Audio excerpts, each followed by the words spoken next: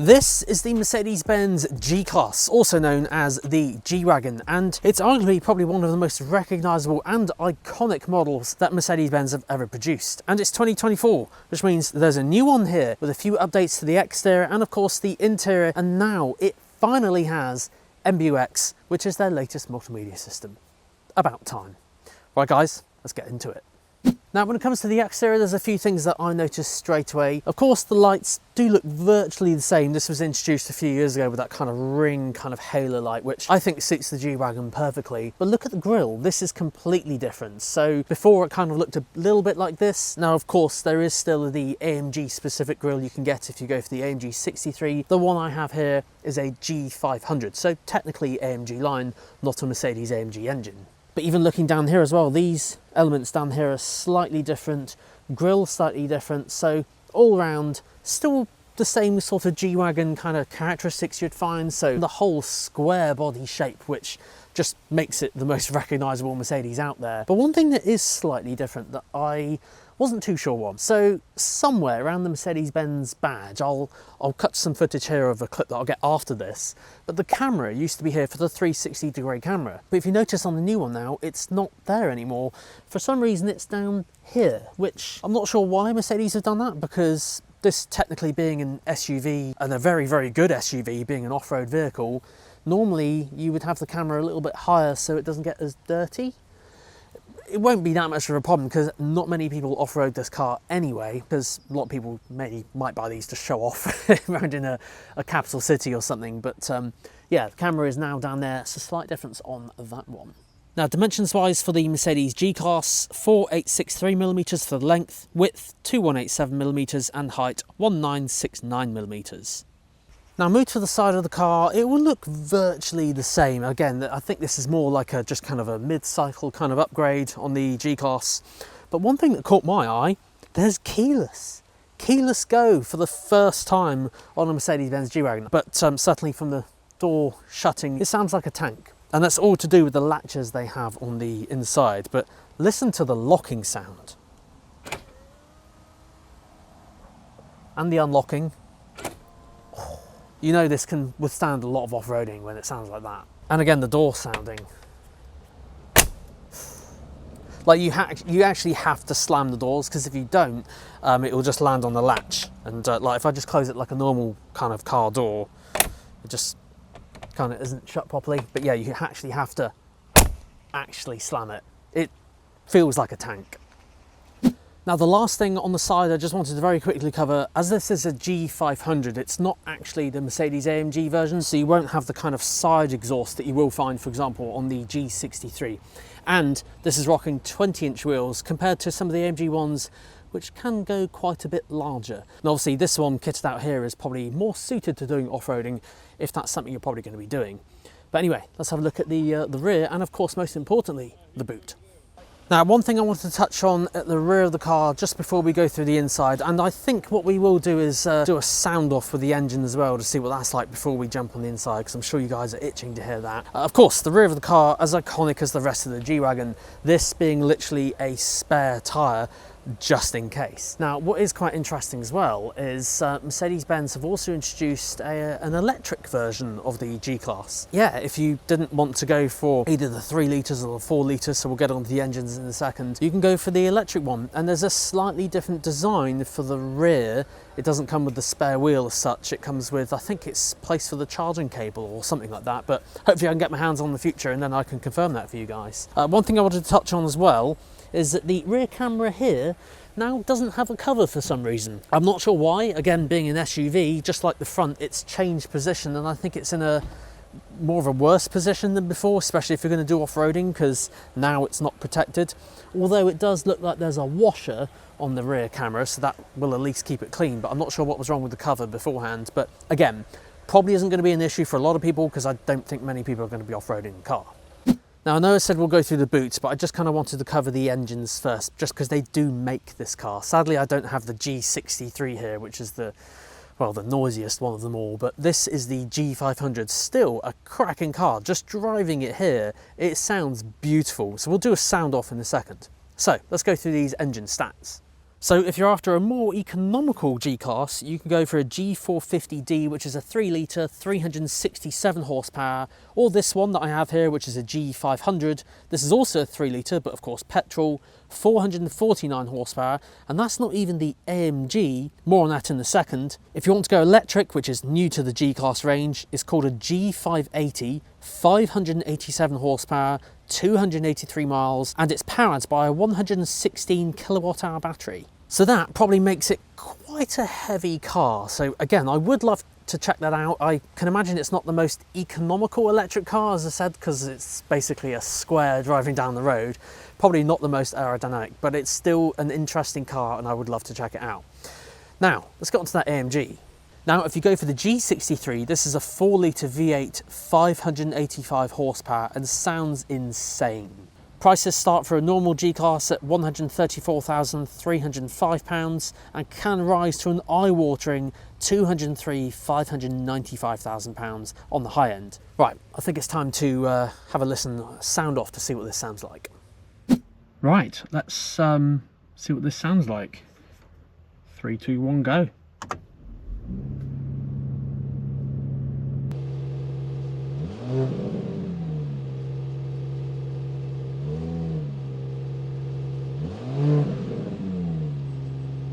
Interesting. Well, we of course need to go through the interior and everything first, and the boot that I've been promising we're going to have a look at. So let's go through all that, and then we'll go through the drive later and see what this is like out on the open road.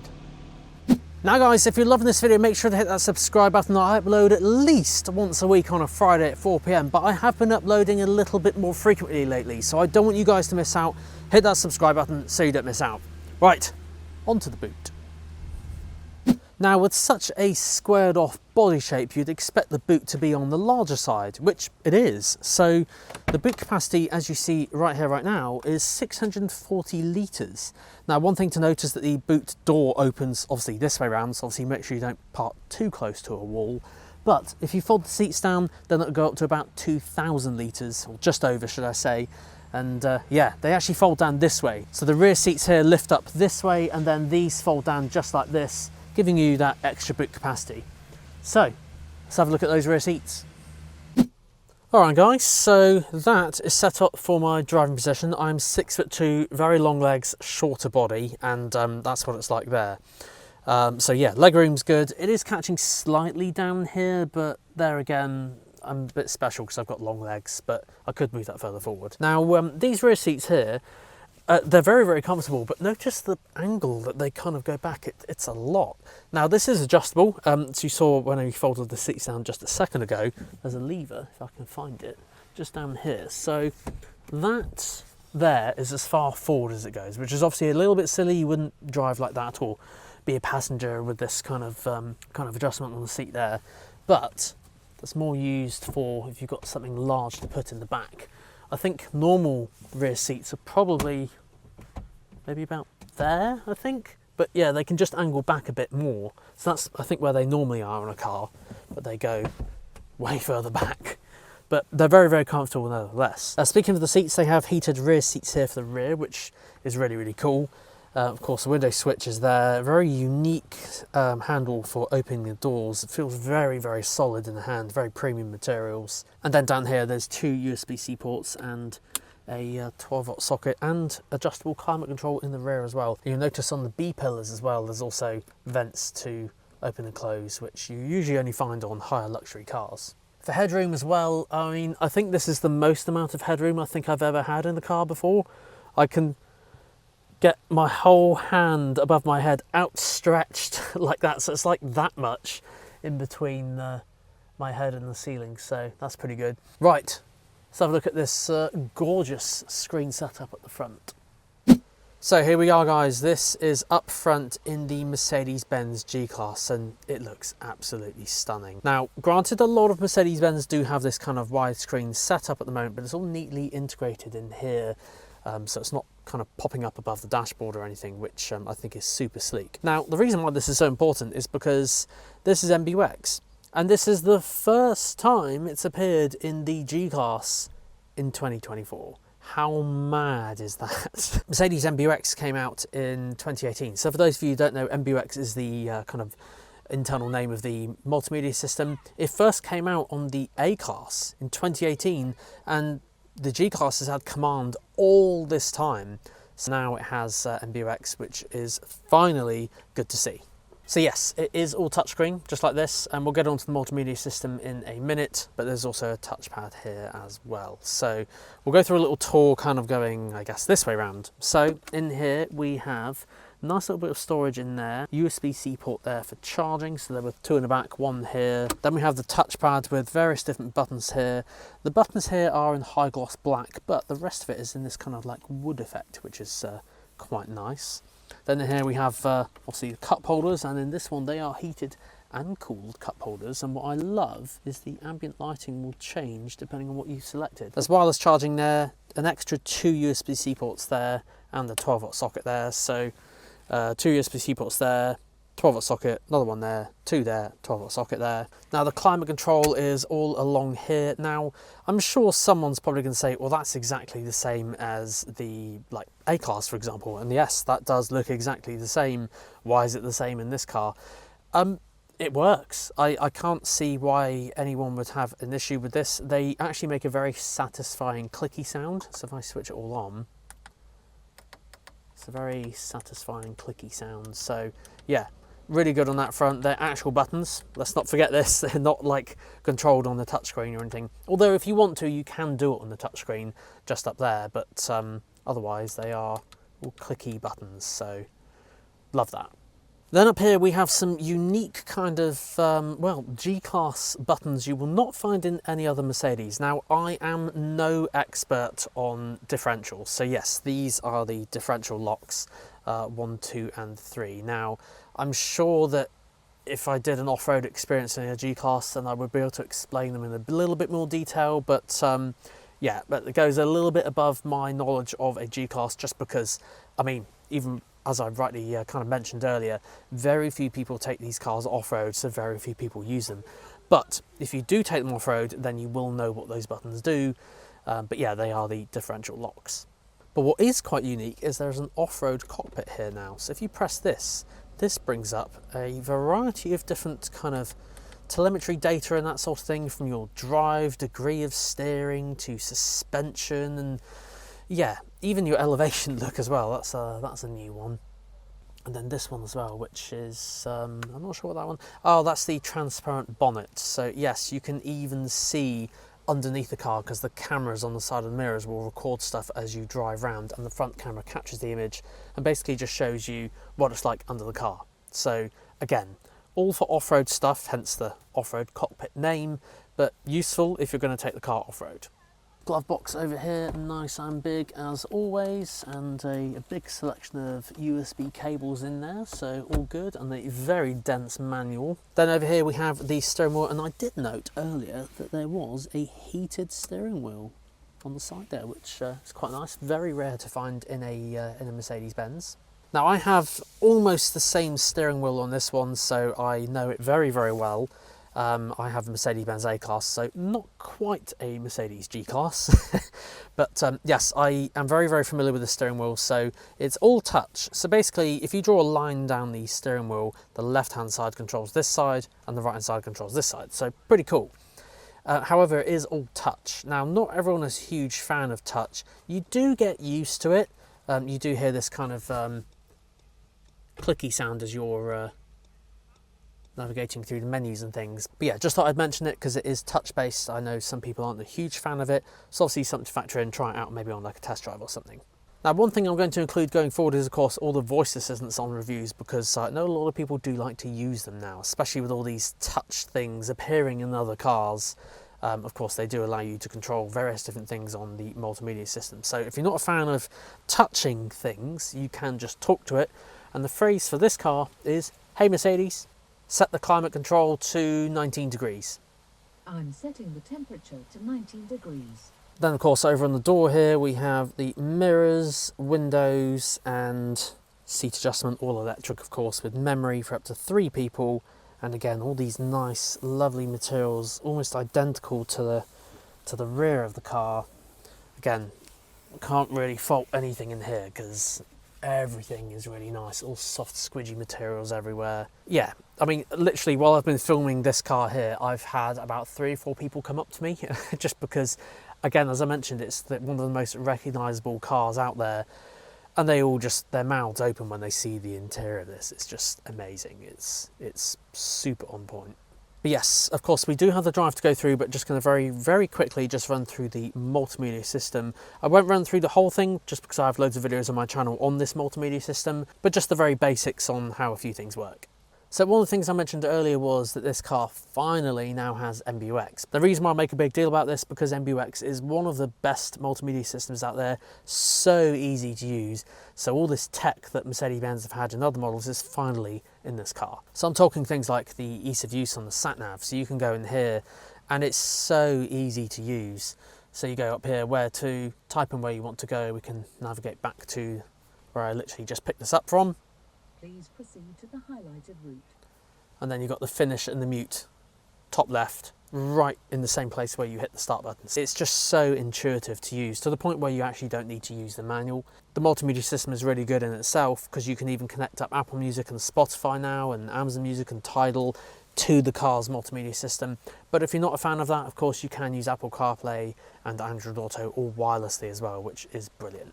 Radio, of course, up here as well, and again, so easy to use. I'm just gonna make sure that's turned down, but yeah, just flick across. And the response for this as well, this is one of the main things with MBUX. If I go to the map, which always puts a strain on some multimedia systems, it's very, very responsive. And there's some nice little effects as well. If you go in and look at the water, you can see the water like shimmering. They don't have to do that, but they do, because it's Mercedes. Okay, so all round pretty good here. I haven't really got any negative things to say on the inside of here just because it's so good. You can be really picky and say I wish the roof was bigger, but I'm sure there's method in the madness to why it's not as big, but yeah. Right, okay, let's take this out for a drive. Now the first thing I want to do is show manoeuvrability, because despite this being a big heavy box, and there's the door locks lock because you go above 10 miles an hour, I mean you really do hear that. Again, just everything about this just somewhat feels like a tank. But yes, just literally driving around this car park here, it's very, very manoeuvrable. I mean, I've not personally done lots of off-roading in a G-Wagon. I have been in the car that has done a lot of off-roading, but I've not done it myself. But the unique thing about this car is, if I show you here, although I'm going to look up like this, I can see where these square indicators are. And this little bit here is actually extremely difficult to manoeuvre around. So if we were actually over here, manoeuvring around here would be quite tricky. I actually find it quite easy in this car because I can see where the edges of the car are. And of course, yes, you've got 360-degree camera and sensors and things like that, but you can see where the edges of the car are because it's so square, because you've got those pop-out indicators. You know exactly where the edge of the car is. So manoeuvrability around town is actually a little bit better than you might initially think with it being so boxy and so square-like. But yes, that 360-degree camera system is amazing. I'll show you a few clips of it here with what you can do on the screen, because you can just maneuver the camera around almost like in 3D space, almost like a drone around the entire car. It's so clever. So just in case you can't see the tops of the car or the edges, then you can of course use that as well. But it does have a nice growl to it, this engine. It sounds like the like C43 or even E53, I think it was, that I drove from a few years ago. It sounds just like that. Now the thing is with G-classes, their price is astronomically high.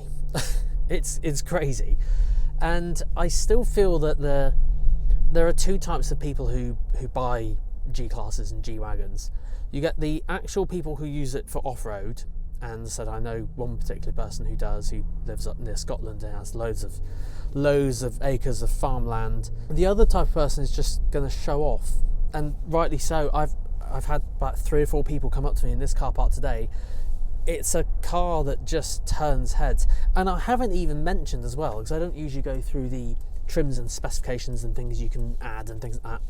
The G-Class is one of Mercedes-Benz's only models where you can customize a lot of stuff.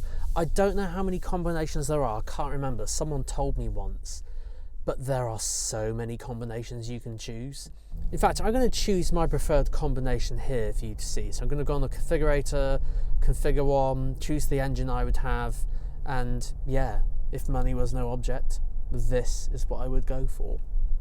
Let me know what your thoughts are in the comment section on my choice of a G-Wagon. But yeah, I said even in this colour combination, this is quite a subtle grey. There's various different colours and combinations you can choose, some extremely out there. One I remember seeing was B&Q orange once. I know it wasn't called B&Q orange, but it looked like that particular orange. And yeah, it turns heads.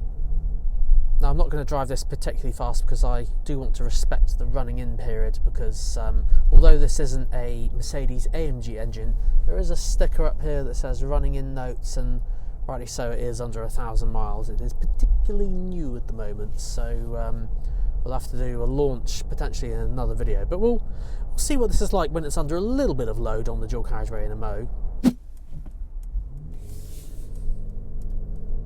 So it does sound good, even though I'm not putting my foot down, I'm just accelerating normally.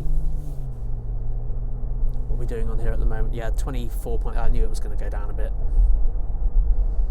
So, while we're still doing the economy test, let's try out the noise. Well, this couldn't have been planned better. What's it like with now actual rain and, you know, motorway speeds?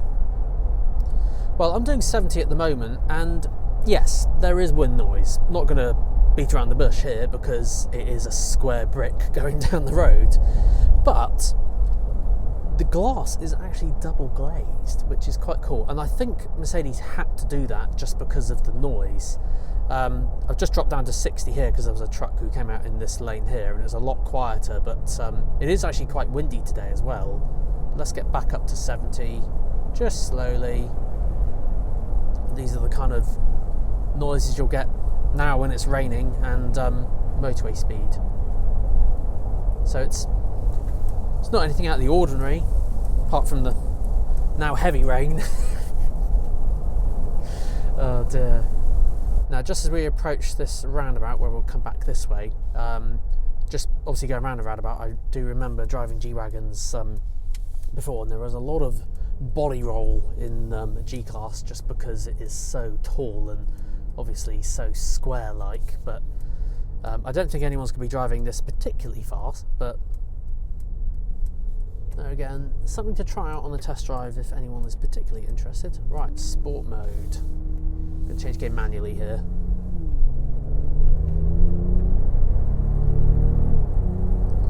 Well, it picks up the pace. That was about 60-70% throttle, so it sounds pretty good. No crackles and popples from the exhaust. No, so that's probably more reserved for the G63.